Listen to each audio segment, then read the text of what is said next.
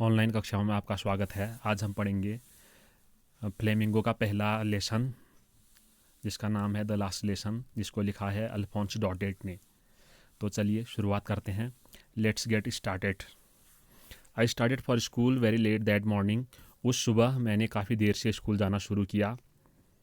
And was in great dread of scolding. In great dread of scolding means I was afraid very much. और मैं काफ़ी डरा हुआ था, डांट खाने के लिए डरा हुआ था। Specially because M Hamel had said that he would question us on participles. Participle का मतलब है कृदंत धातु क्रिया। और विशेष रूप से इसलिए क्योंकि एम हैमल ने कहा था कि वे हमें कृदंत धातु क्रिया के बारे में प्रश्न पूछेंगे। And I did not know the first word about them. और मैं उनके बारे में पहला शब्द भी नहीं जानता था। I did not know even the ABC of participles. For a moment, एक क्षण के लिए, मोमेंट का मतलब क्षण। I thought of running away, मैंने भागने के बारे में सोचा। And spending the day out of doors, और दिन को घर के बाहर बिताने के बारे में सोचा। It was so warm so bright, the birds were chirping at the edge of the woods.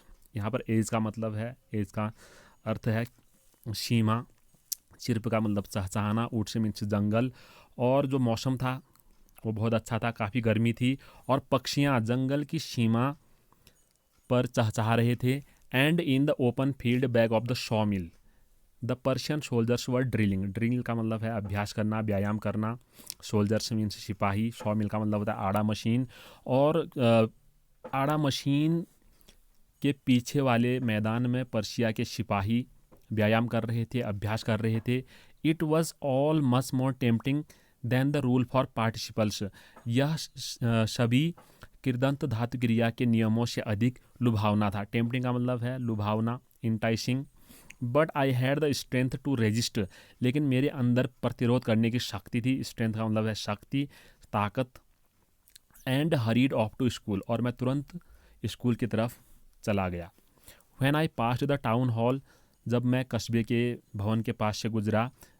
There was a crowd in front of the bulletin board. Bulletin board का मतलब है नोटिस बोर्ड, सूचना पट। और वहाँ सूचना पट के सामने काफ़ी भीड़ थी। For the last 2 years all our bad news had come from there. पिछले 2 सालों से हमें सारे बुरे समाचार वहाँ से प्राप्त हुए थे। यानी कि जो नोटिस बोर्ड था उसमें लिखा हुआ था द लॉस्ट बैटल्स, हारे हुए युद्ध।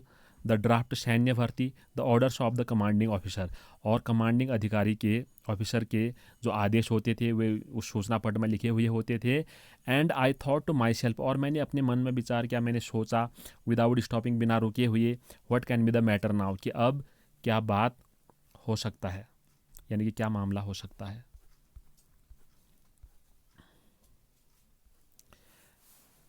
Then as I hurried by as fast as I could go, तब जितना जल्दी हो सकता था मैं उतना जल्दी वहाँ से गया। The blacksmith Wachter who was there with his apprentice reading the bulletin, यानी कि लोहार जिसका नाम वॉचर था वह वहाँ पर अपने शिष्य के साथ था। अप्रेंटिस का मतलब है स्टूडेंट। रीडिंग द बुलेटिन, और वह समाचार को पढ़ रहा था। कॉल्ड आफ्टर मी, उसने मुझे पुकारा। डोंट गो सो फास्ट बब, बब का मतलब है बच्चा, चाइल्ड। उसने कहा कि बच्चे इतनी जल्दी मत जाओ। You will get to your school in plenty of time, you have enough time to reach your school. कहने का मतलब ये है कि तुम अपने विद्यालय में पर्याप्त समय में पहुंच जाओगे। I thought he was making fun of me, मुझे लगा कि वह मेरा मजाक बना रहा था। And reached M Hamel's little garden out all out of breath. All out of breath का मतलब है गैस्पिंग फॉर ब्रेथ, यानी कि मैं श्रीमान हैमल के छोटे से बगीचे में हाँफते हुए पहुंचा। यूजुअली व्हेन स्कूल बिगैन, सामान्य रूप से जब स्कूल की शुरुआत होती थी। देयर वॉज अ ग्रेट बसल, वहाँ पर काफ़ी चहल पहल, शोर शराबा, हलचल होता था। Which could be heard out in the street, जो कि गली में सुनाई देता था। The opening and closing of desks, lessons repeated in unison very loud with our hands over our ears to understand better. और डेस्क के खोलने बंद करने की आवाज़ें, पाठ को एक स्वर में बहुत ज़ोर से दोहराने की आवाज़ें, और हमारे हाथ हमारे कानों पर होते थे ताकि हम बेहतर समझ सकें। The teacher's great ruler rapping on the table, और अध्यापक का बहुत बड़ा डंडा जिसके टेबल पर पटकने की आवाज़ें सुनाई देती थी। हर दिन इस तरह का होते रहता था सामान्य रूप से। But now it was all so still, लेकिन अब यह सब काफ़ी शांत था। I had counted on the commotion, मैंने यानी कि जो वहाँ पर हलचल थी उस पर भरोसा किया था। To get to my desk without being seen, कि बिना किसी के देखे हुए, बिना मुझे कोई व्यक्ति देखे हुए मैं अपने सीट पर पहुंच जाऊंगा, अपनी जगह पर पहुंच जाऊंगा। But of course that day everything had to be as quiet as Sunday morning. लेकिन वास्तव में, ऑफ कोर्स का मतलब है वास्तव में, इनफैक्ट जिसको हम कहते हैं, उस दिन सभी चीज़ें रविवार के सुबह की तरह खामोश थी। जैसे संडे को विद्यालय ही नहीं होता तो उस दिन वातावरण काफ़ी शांत होता है, तो ठीक उस वैसा ही वातावरण उस दिन वहाँ विद्यालय में था। Through the window I saw my classmates, मैंने खिड़की से अपने कक्षा मित्रों को देखा। ऑलरेडी इन दियर प्लेसेस, जो कि पहले ही अपने जगहों में बैठे हुए थे। And M Hamel walking up and down with his terrible iron ruler under his arm, और जो श्रीमान एम हैमल थे, उन्होंने लोहे के डंडे को अपने बगल में दबाया हुआ था और वे इधर उधर चल रहे थे। I had to open the door and go in before everybody, मुझे दरवाज़ा खोलना पड़ा और सभी के सामने अंदर जाना पड़ा। You can imagine how blessed and how frightened I was, आप कल्पना कर सकते हैं कि मैं कितना लज्जित था। ब्लस्ड का मतलब है लज्जित। And how frightened I was, और मैं कितना डरा हुआ था। How scared I was. But nothing happened, लेकिन कुछ नहीं हुआ। M Hamel saw me and said very kindly, M Hamel ने मुझे देखा और उन्होंने बहुत ही दयालुतापूर्वक कहा, go to your place quickly, जल्दी अपनी जगह पर जाओ। लिटिल फ्रांज, छोटे फ्रांज, जल्दी अपनी जगह पर जाओ। We were beginning without you, कि हम तुम्हारे बिना ही पाठ की शुरुआत कर रहे थे। कहने वाला ये है कि M Hamel was ready to teach students without him. I jumped over the bench, मैं उछल कर बेंच के ऊपर गया। And sat down at my desk, और मैं अपने डेस्क के पास बैठ गया। यानी कि एक दूसरे तरह का मेज़ होता है, ढालू वाला मेज़। Not till then when I had got a little over my fright, fright मतलब था भय। जब मैंने अपने भय पर थोड़ा सा काबू कर लिया था, did I see that our teacher had on his beautiful green coat, तब तक मैंने यह नहीं देखा था कि हमारे गुरुजी ने, हमारे अध्यापक ने हरे रंग के सुंदर कोट को पहना हुआ था। हिज फ्रिल्ड शर्ट, यानी कि उनकी झालर लगी हुई कमीज। And the little black silk cap, और छोटी काले रंग की रेशमी टोपी उन्होंने पहनी हुई थी। ऑल एम्ब्रॉयडर्ड, और सभी की कढ़ाई की गई थी। That he never wore except on inspection and prize days, जिस पोशाक को वे निरीक्षण और पुरस्कार वाले दिनों के सिवाय नहीं पहनते थे। एक्सेप्ट का मतलब है यहाँ पर सिवाय।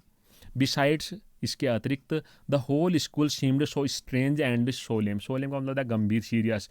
पूरा विद्यालय अजीब और गंभीर दिखाई दिया।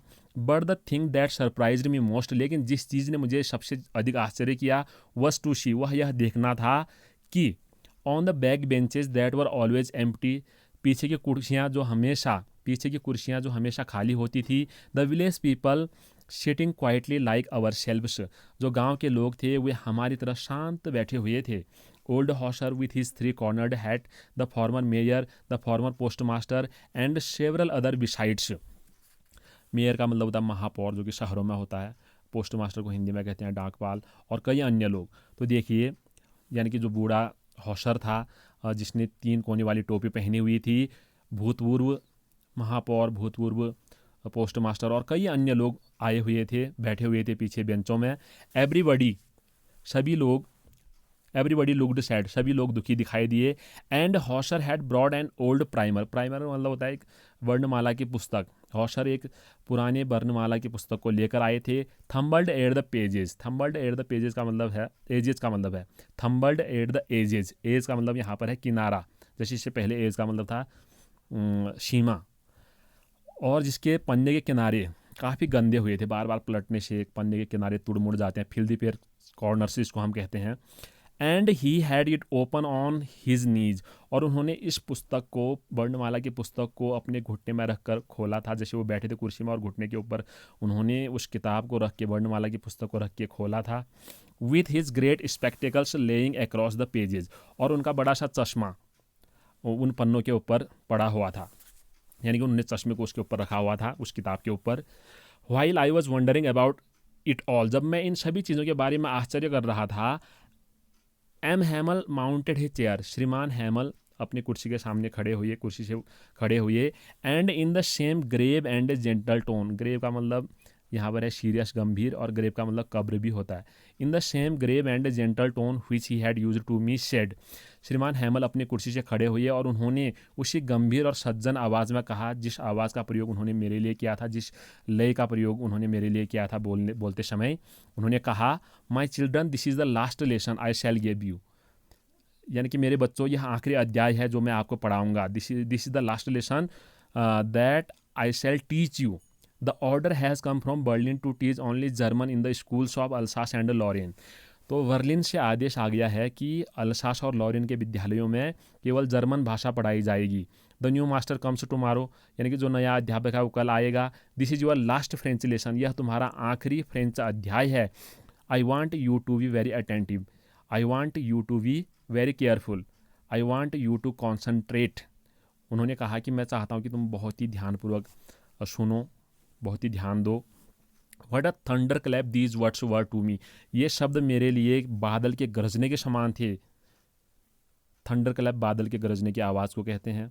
ओ the wretches that had, oh the wretches that was what they had put up at the town hall, यानी कि यही अभागी बातें, यही बुरी बातें टाउन हॉल यानी कि जो कस्बे में बहुत बड़ा भवन है वहाँ के नोटिस बोर्ड में लिखी हुई थी, वहाँ के सूचना पट में लिखी हुई थी।